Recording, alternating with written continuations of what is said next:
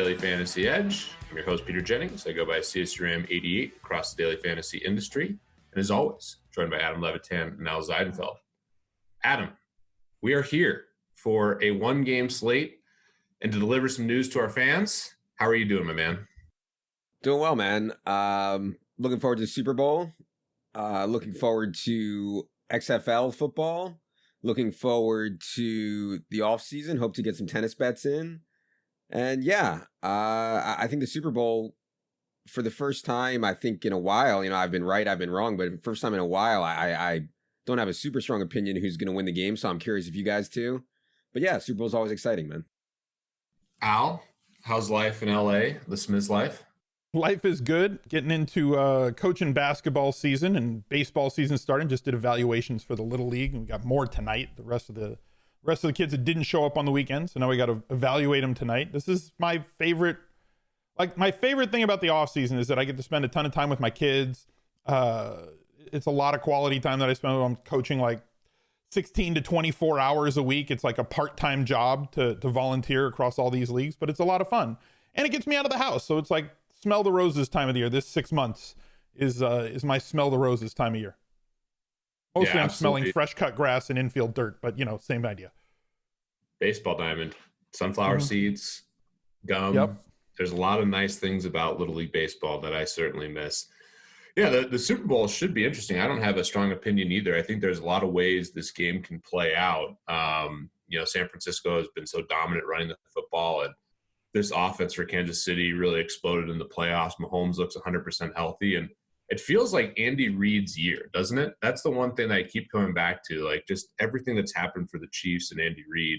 That's the one thing I'm thinking a lot about. But there's an easy way for San Francisco to win, and they certainly, I think, have the most overall well-rounded team. Adam, you mentioned that you don't have a strong opinion. I certainly don't either. But what are some of your thoughts on the Super Bowl? Yeah, I mean, we've talked about it on here with San Francisco throughout the playoffs. When they play well, when they impose their will, it's just like they throw the ball 8 times. I mean, it's wild. And Kyle Shanahan is so effective at getting his players into the right spots. And, we're going to run the ball 40 times in this game. You're still not going to be able to stop it, even though we have, team preseason Hall of Famer Raheem Mostert running the ball. So, it's like what Patrick Mahomes does to so many of these teams that want to play that style is he doesn't make it possible, because there's no way you can do that when Patrick Mahomes is putting up 30 balls and 40 balls all the time. And I think that Mahomes, no matter what the matchup is, even in a matchup against the best defensive front in the league for the 49ers, a very solid secondary, even in those matchups, Mahomes still has direct paths to putting up 30, 40 points on this team. And the thing is, we haven't seen it recently, but it's at least possible for Jimmy Garoppolo to be viable in a shootout also. So like you said, there's a lot of different ways that this game can go. To me, it's just all comes down to how do you think San Francisco's defense can handle Mahomes? Because if they can really handle him, well, then we have what we've seen the first 2 weeks. I find it hard to believe that they'll be able to do so. 49ers will, but it's a really, really interesting game. And obviously the total being so high, I think if you believe that the totals are efficient and accurate, that would lean towards, in really high scoring games, I think it leans towards the Chiefs pretty severely. Now, okay. See, this is what's interesting to me, is that every single person on DFS Twitter, as soon as the Super Bowl came out, they were like, slide into the DMs. I want action. I want the Chiefs. Right? If you want the 49ers, slide into the DMs. Like, was everybody's tweet that weekend, and is sustained throughout. Interesting stat that I came across was that teams that have been in the Super Bowl that have been a top 2 defense in the league are 15-5. And if you look back the last, 20, 25 years at Super Bowls that we've seen where there's been great defenses against great offenses, the defenses have either outperformed expectation or straight up won the game as an underdog against these teams that we all fall in love with the great offense. Oh, how are they going to be able to stop them? Well, you give a great defensive coach with great defensive players and a great defensive scheme 2 weeks to prepare for one game. We've spoken for years about Andy Reid coming off of a bye week, and how we we have Andy Reid coming off of a bye week, but it works as well for the defensive coaches. You look at the Patriots the first time that they played the Rams in the Super Bowl, when the Rams were the greatest show on turf. You look at the Buccaneers against the Raiders, when the Raiders were a great offense and nobody gave the Buccaneers a chance. The Giants against the Patriots twice. This is not a movie that we haven't seen before. So I wouldn't be shocked if the 49ers won. I really don't have a dog in this fight. I don't care who wins the game. I want to see a close, competitive, fun game with scoring. But I think that people have written off the 49ers in this offense incorrectly, I guess. Or am I, Pete, do you think I'm crazy for that take? Like, I think that this is, everybody's just writing off the 49ers because of how good the Chiefs offense can be when it's great. But it kind of discounts how great the 49ers defense has been this year. Yeah, I think their defense has been great and their offense has been incredible. I mean, yes. Very efficient. Kyle Shanahan, a firm believer of establishing the run. I mean, he's getting first downs on 3rd and 8s. Most Starrett, like you mentioned, Adam, just went absolutely nuts. And I mean, they have an incredible scheme and obviously a line that's very effective blocking. And George Kittle, who's playing through all these different injuries. We find out he's been playing with a torn labrum for the last 2 years. Unbelievable how effective they've been. The one nice thing that we have, boys, we might not have a dog in the fight in terms of a pick here, but we do have the biggest showdown slate that DraftKings has ever had. 2 millionaire makers, and we have a total of 54. Chiefs are favored by 1.5. I mean, it's really an awesome game with a variety of options. Let's talk little DFS showdown slate here. Adam, obviously at the top, the highest projected player by a lot on this slate is Patrick Mahomes, but you're going to have to pay a huge premium for him. He's 12-6 in the flex, and in the captain spot, he's 18-9. How are you handling Patrick Mahomes here in this spot? Do you think, almost all the optimal lineups are going to have him, even at this expensive price tag, but what are your thoughts on him and some general showdown slate strategy? Yeah, I don't play a ton of Showdown. I think that it doesn't appeal to me that much because I think a lot of people's goal when they go into play Showdown is just like, let me find a unique lineup, right? Like when your goal in building a lineup is just to find one that nobody else has, I don't think that's ever going to be up my alley. But I understand why, because, particularly when there's so much money to first, your EV of lineups that are duplicated is just, takes a massive, massive blow. Like I'm not even sure you can beat the rake if you have duplicated lineups from an EV perspective. So I understand why people are like hell bent on finding a unique lineup. From if we ignore that for a second, Mahomes is going to obviously be among the game's highest scores a huge percent of the time, 80% of the time, 85% of the time, something like that. So it's hard to get away from him flex or captain. I could see a lot of the similar lineup constructions coming through with like people taking shots on Hardman or Demarcus Robinson and then pairing him with Mahomes. And that becomes what they think is being sneaky when in fact, like the easiest way to get to Mahomes is to play Hardman or Demarcus or Kendrick Bourne or something like that down there below 4K. So yeah, the Mahomes decision is interesting. I think you can immediately make yourself contrarian by not playing Mahomes. At all, you mean? Not even in the flex? Correct, at all. Yeah. But I, as someone who prefers to play the best plays, I don't think that's the way that I would play it. Particularly like, I don't know, if you're playing the 5,300 hashtag how rich, I bet Mahomes is really highly owned in that, probably closer to 80 or 90, I would think. So yeah, it's an interesting decision for sure. I don't know if you can build a lineup, I'm going to use air quotes here, correctly without Mahomes in it. Because unless you're super stacking San Francisco with 4 or 5 San Francisco players, maybe playing the kicker from Kansas City and a special teams player, like Hardman. I don't see really a pass. And if you do that, you're going to have a lot of money left over anyway.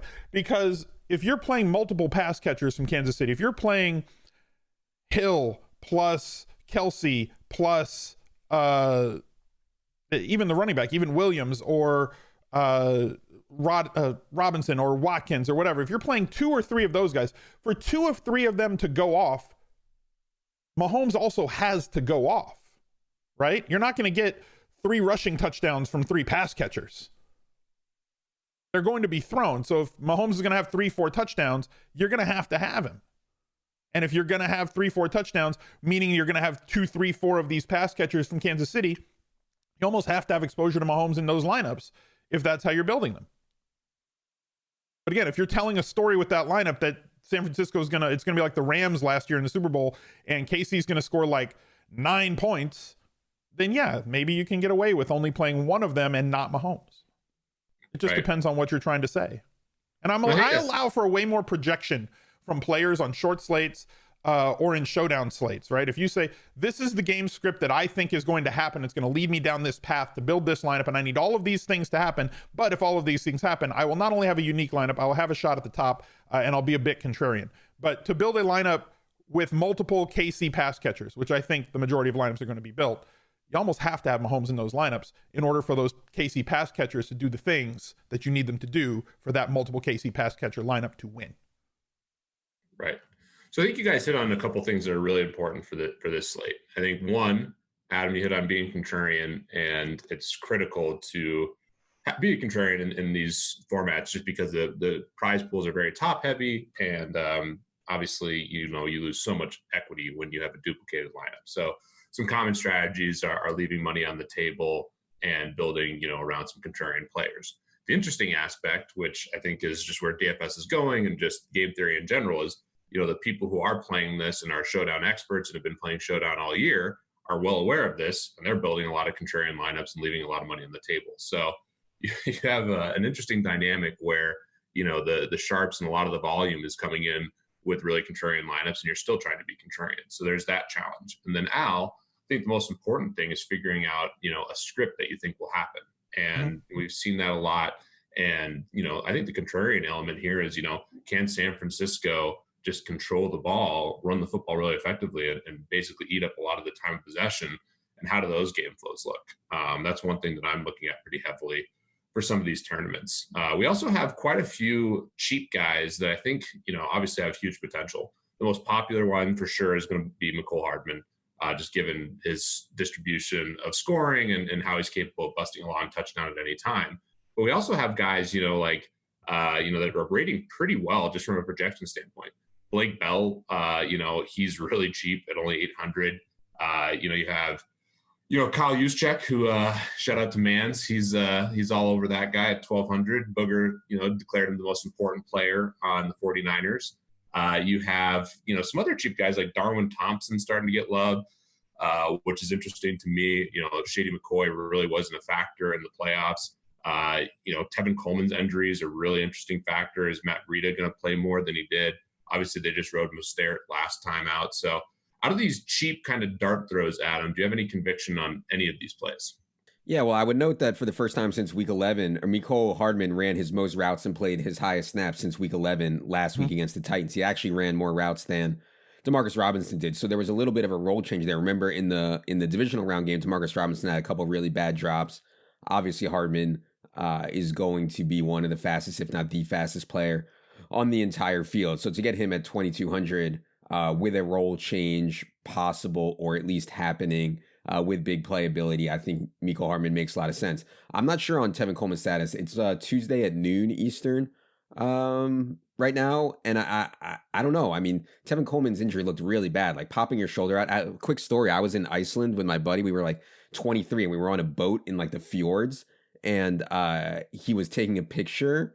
And he just he's like the most unathletic dude ever. He was taking a picture, slipped, like fell down the stairs, popped his shoulder out. And we were like, I don't know, 100 miles from civilization. We had to get the boat back to land. Then we had to drive like 100 miles to like some weird doctor's office in Iceland. This was the most pain I've ever seen anybody in my entire life. He was like crying every time we went over a bump in the car. He was like screaming.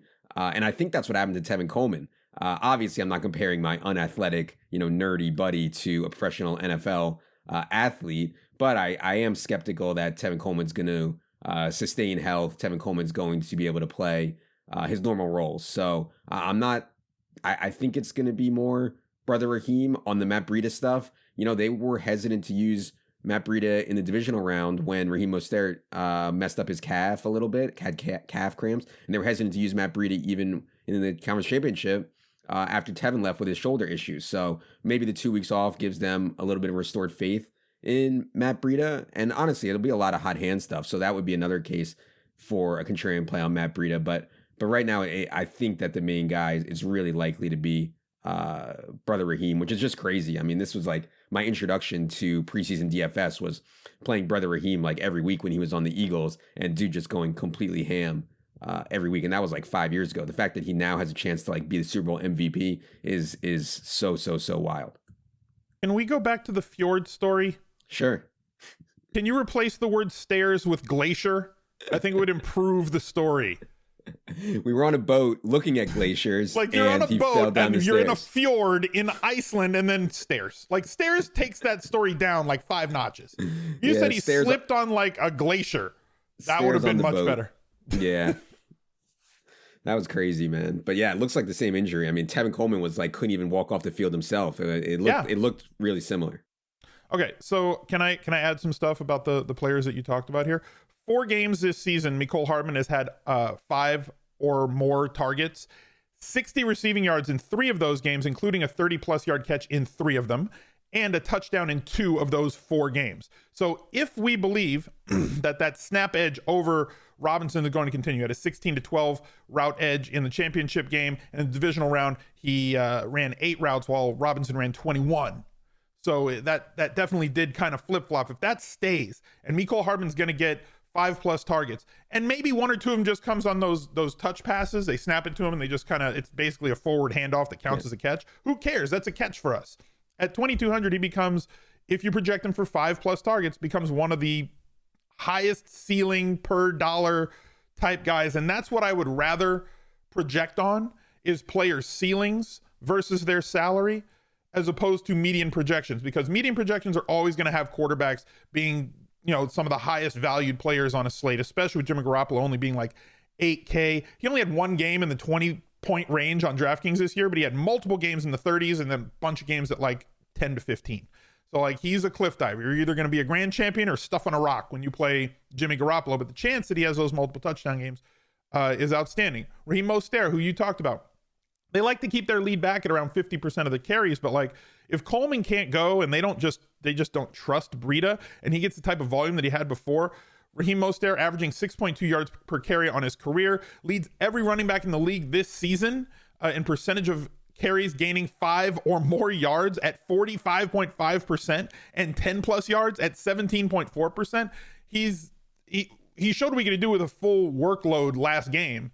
If he gets it again against a team that we've seen that the blueprint to beat the Chiefs is to run the ball against them constantly. We saw it with the Colts earlier this year. Just slow the game down, pound the ball up the middle. Lots of running backs have done extremely well against this team. The Titans did it in the regular season as well. Raheem Mostert, as you said, what if he's the MVP of the Super Bowl? Like, do you just retire the team preseason thing, or like, do you focus more on it, Adam? Like, do you put more juice into the team preseason stuff to identify these guys who 3-4 years down the road might end up being Super Bowl MVPs? Or is that it? Is that like, you know what? I'm done here. I've done all I can for you guys. I think it's the latter. I think we're done. To have a guy go from literally in the preseason gets to play every year to Super Bowl MVP is just so wild. Can I tilt for a second? Because no, please. That's what makes this show great.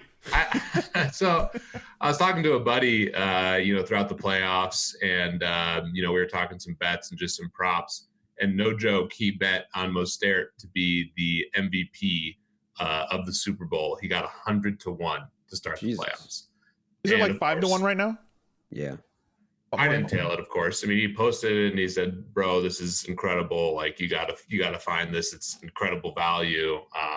And what a call! I mean, that's pretty strong right there. Aided by injury, of course, but still great bet. Yeah. So I'm tilted that I didn't tail that incredible call.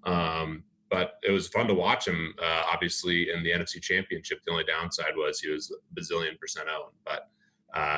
Incredible game for him. And I do think, you start looking at the San Francisco side. I mean, what about the Garoppolo stacks of some of these pass catchers? I mean, Ashley for sure is going to be on Emmanuel Sanders. We have Deebo Samuel, who is, been incredible and just a total freak athlete. You have Kendrick Bourne, who's spiked at times. He's only 3,400. Against the Vikings, he had 3 catches, 40 yards, and a touchdown. And that's really all you need. I mean, if you get a game like that, you're in a really, really good position. I mentioned Juszczyk before, and then you have George Kittle, who I think is a really intriguing option. He's been chalk throughout the playoffs and really hasn't been involved in the passing game because he's been such an efficient blocker, and the 49ers have just been running the ball down teams' throats. So what do you guys think about Garoppolo and these pass catchers? Yeah, I would say that's probably my favorite contrarian stack, right? Like, think about the ways where Jimmy Garoppolo gets towards 35 or 40 attempts. It's either A, turns into a wild shootout, which is certainly possible anytime you play Mahomes. B, they get behind 21-3 or something, and then you start racking up garbage time points or prevent defense points. So yeah, and one thing you can also say about Garoppolo is typically he doesn't throw a ton to his running backs. So you can have lineups with Bourne and Manny and Kittle and Debo or whatever combination of such. Like, it'd be really unlikely to win with, like I would encourage people to think when they make their showdown lineups, like, even if you think Garoppolo is going to throw 3 or 4 touchdowns, like it would be hard for Bourne, Manny, and Debo to all have good games, right? You would probably have to just pick a couple of them, or Kittle too, But anyways, some type of those Jimmy G gets into a shootout, goes ham. He did it 3 times this year, and they were 3 offenses that were similar. He did it against the Saints. He went completely berserk. He did it against the Cardinals twice, who went completely berserk. I think the defense of the Cardinals is way worse than the Chiefs. The defense of the Saints, I think, is actually better than what the Chiefs have. So, it's not, I don't think it's insane to think that Jimmy Garoppolo, like, there's multiple paths for Jimmy Garoppolo to have really good games, and people are just going to look at the game log and be like, he's thrown the ball 27 times in 2 playoff games. It's really hard to click him. So I think the Jimmy Garoppolo stuff makes a lot of sense. Yeah, but there are 2 playoff games that they were playing from well ahead, and saying he threw it 27 times in the last 2 games is great for game log watching, but he averaged 29.5 attempts this season in the regular season. It's not like they don't throw the ball, but if you're in the playoffs and you're up 15 to 21 points, you're just not going to throw the ball a lot, especially if you're ripping off 6-7 yards per carry on the ground and are burning the play clock every single time. Why would you throw the ball anymore? If they can't stop you from running it and you've got the lead, of course you're going to run it more. So this is a quarterback who has thrown it a lot more than people are giving them credit for right now. Again, 29.5 attempts per game in the regular season. If you think he's going to throw it more based on the totals, based on what you expect the Chiefs offense to do, now we're projecting 35 to 37 attempts in this game. And if that happens based on their market share of targets, how many targets does that mean for Emmanuel Sanders? How many targets does that mean for not Kendrick Bourne, but Debo Samuel? How many does that mean for George Kittle? And then we can actually start to project these guys who are priced way down versus where they would be if the last 2 weeks they didn't run the ball as much as they didn't throw it as little as they did. So if you project this game to be more like those regular season games with high totals against high-powered offenses that were able to score the ball against this 49ers defense, now you're getting into a territory where you realize all the 49ers offensive players are a little bit underpriced. Yeah, it's going to be interesting to see how it plays out. The one other thing that most people are aware of now, but in general, these winning teams don't have kickers. Maybe that's the really contrarian move. Obviously, kickers have a much tighter range of outcomes, which is what you don't want in these showdown slates. But that's one other thing to think about. And my favorite part about the Super Bowl, where I do think there's quite a bit of value, and if you're in a state that has legal sports betting, you can find some of these props. There's a prop on literally everything. My favorite prop that I saw listed: will Andy Reid eat a cheeseburger during the game? Is it minus 1,200 no? No, minus 7,500 no. Okay. How ridiculous of a prop. That's not illegal. That's not a legal prop. You're promoting illegal props to the people. Well, there's quite a few obscure ones. I mean, the national anthem stuff is obviously out there, and the Gatorade color. Andy Reid does his little conference of the red Gatorade. But yeah, there's becoming more and more odd props out there. Will David Portnoy get kicked out of the game is available in a lot of places. Will Donald Trump be at the game? I mean, those are all joke props. I do think in general, the one thing that has real value is the unders. And that's historically been the case. Unders are normally the sharper play, especially in a game like this where everyone and their mother wants to bet over on their favorite players. What do you guys think about player props, and have you looked at them? I know, Adam, you've been in the player prop streets before. Have you taken a look at any of the Super Bowl props? I haven't yet. I'm going to today, and I'm sure they've already moved to a point where I'm an idiot for waiting too long. But yeah, I unders in player props are obviously over a large sample are going to typically be profitable, and all that stuff that Peter mentioned is we don't condone as illegal, but there's some fun Just to ones be clear, there's a lot of these not on legal sports books. A lot of these props exist. The cheeseburger one, I'll admit, no, they don't. No way. You can't even bet. I don't think you can bet the national anthem on legal sportsbook. Okay, you can bet the coin toss. All right. Color of Gatorade shower. I think that there is a huge edge here. I think that yellow plus green at plus 400 as the third biggest dog on the board. I think that is a great value bet. In terms of the first Gatorade color dumped on the winning coach. Red is the most popular at plus 150, orange at plus 300. Yellow, green, you get value there because there's two colors involved here and you're getting plus 400. I think that that's the best value bet on Gatorade color. Total players to attempt to pass, including overtime. Over 2.5 is a plus 124. Under 2.5 is minus 155. I think that it's a clear bet on over 2.5 here at 124. Adam, what do you think? Yeah, I like that. We've seen both teams use their receivers on kind of jet sweep and then throw and stuff like that. So yeah, I think that's interesting. I like that one. Yeah, that's definitely a legal one right there. There's also stuff that's like super interesting. They don't normally offer like, how long will the longest reception by Manny Sanders be and stuff like that. And that stuff's usually good for a sweat for the whole game. So yeah, there's so many props out there. It's a bit overwhelming. No, these are not overwhelming. Fat Man touchdown prop on DraftKings Sportsbook. Yes, yeah. Plus 3,300. No, minus 10,000. Pick a side, boys. How fat do you have to be in the Fat Man touchdown? It is defined as any offensive lineman to score a touchdown. So not defensive lineman, offensive lineman only. Is there going to be a tackle-eligible play that results in a touchdown plus 3,300, or are you going to lay the 10,000? I guarantee there's value on the minus 10,000 side. The problem is you have to lay $10,000 to win 100. Yes, you gonna bet that 1,000 to win a buck? 10,000. Pete, you're the professional gambler here. I haven't heard you on either side here on either of these prop bets. Fat Man touchdown or over 2.5, or give me a Gatorade color. Well, the Gatorade color, I like red, but that's the chalk, so that's a problem. So I don't see any value in the Gatorade. The Fat Man, I'll take the no. But okay, man, tough to tie up that much capital. And in general, that's one thing I will, if you just look at this in a lot of the props that have gotten more efficient over the years, but there used to be a ton of value on, like the no safety, no 2-point conversion, things of that nature, because most of the recreational community wants to make a prop bet that's more of a parlay type outcome. They want the long odds. They want to risk $100 to win 1,000. And in general, there's normally value on the other side saying I'm willing to, risk the 1,000 to win 100, just because the majority of the market's going the other way. Those markets have gotten a lot more efficient just with sharps, attacking this game more aggressively. But I do like some of the longer odd props where you can be on the other side.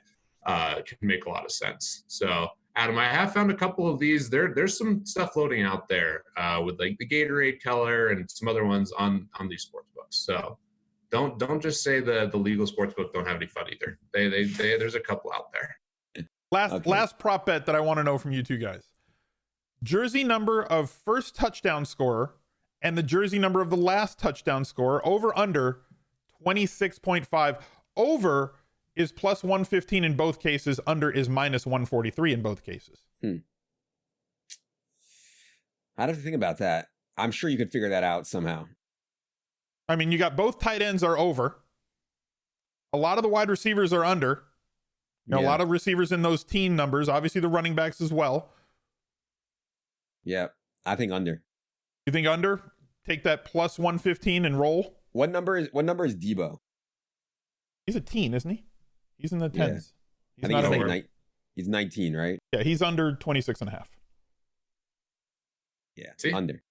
Lots of fun, and if you simulate this stuff out, there can be some edge, and it's exciting. I mean, the Super Bowl obviously is the biggest NFL game of the year, and they're going to have a lot of these different props, which makes it a lot of fun. But I do see the future of all the trading in sports coming to this. I think there's going to be more and more options, and we've seen the showdown slates just explode on DraftKings, and 2 chances to win $1 million in DraftKings for the showdown slate is pretty freaking awesome. Adam, I know you wanted to deliver some news and just chat, about this podcast in general. Take the floor, my man. Yeah. With this being the Super Bowl, obviously the last show of the season, I know a lot of people have been asking, is this going to be the last Edge? I don't know. I same thing that we said before. I think there's a chance it is the last Edge, to be completely honest. Honestly, don't know for sure yet, but there's at least a chance. So while we're here for the Super Bowl, just wanted to say thank you to everyone. We've been doing this, what Al mentioned, 2014. So what's that, 6 years that? Our 6th season, yeah. 6 years we've been doing this. I'm sure some of you have been listening since day one. I actually think there's probably a lot of people who maybe started playing DFS after listening to this, which would be really cool. I'm sure some of you probably only listen to the solo pod because you're truly sick pups. I'm sure some of you only listen to the 3-man because you only want to hear about the game. So, whatever it may be, just want to say thanks. And yeah, it's been our pleasure to serve you. And as soon as we have final word, just as I said on the last solo pod, and we talked about on the conference, on the divisional round 3-man, as soon as we know for sure, I'll pop back on here and let you guys know as soon as we have final word about the future of the show. So yeah, just a non-update, I guess, on that. Pete? Yeah, I want to echo everything you said, Adam. It's been truly a blessing to be able to do this with you guys. So much fun. We started this in 2014, and wow, it's been a roller coaster in DFS. So many fun times. Al, you winning the $1 million was awesome, and just something that I genuinely look forward to every single week. During the NFL season was doing this podcast, and to all the listeners out there, it's been so much fun and interacting with you guys on Twitter, and all my bad Amari Cooper calls, compounded with some bad OJ Howard calls this year. I'm going to be doing some real work this offseason to improve. So it's been a ton of fun. Al, your final thoughts and get us out of here. I remember the first time that I found out that I was going to work with you guys. Pete and I had been doing shows on Grinders Live for a while. And there was this thing that Cal and Cam and all them were working on to get us on the Friday night experts roundtable with Pete, myself, and Evan Silva. And Evan got locked up by Fantasy Insiders. And I remember being really disappointed. I was like, I really want to work with Evan Silva. I was like, who the hell is this Adam Levitan kid? I don't know. Look at him. He's 12 from the Twitter picture. And I was so disappointed. And then we got the show together, and it was a really good show that first year on Grinders Live. And then Adam was not there. Adam had started a podcast with Evan. They did one episode, and I was actually listening to that podcast because they both worked at Roto-World, which is NBC Sports, and you guys can draw the rest from there. And Pete and I were in Los Angeles. Well, I live here. Pete was in Los Angeles because we were filming what was it, Pete? It was an infomercial with Tiki and Rondé Barber in Los Angeles. And I remember talking to Matt Kalish, and he said, well, we want to put a podcast together with you two guys, but we want to get somebody else. And both of us looked at each other and said, you got to get Adam Levitan. Because the show that we did the last year was fantastic, and we think it would translate really well to a podcast, and we want to keep working with him. And now fast forward 5 more years, and I've had a ton of fun working with these guys. I think that we've done really great work, and I'm proud of the work that we've done on this podcast. I would love to continue working with these guys moving forward. Time is the only thing that's going to tell. No promises. I know that I want to work with these guys moving down the road. We'll see if we can pull it together. But nothing is promised. So for Luke, for Jerry, for Adam, and for Pete, I'm Al. It's been a great ride, you guys. We'll catch you later. Bye.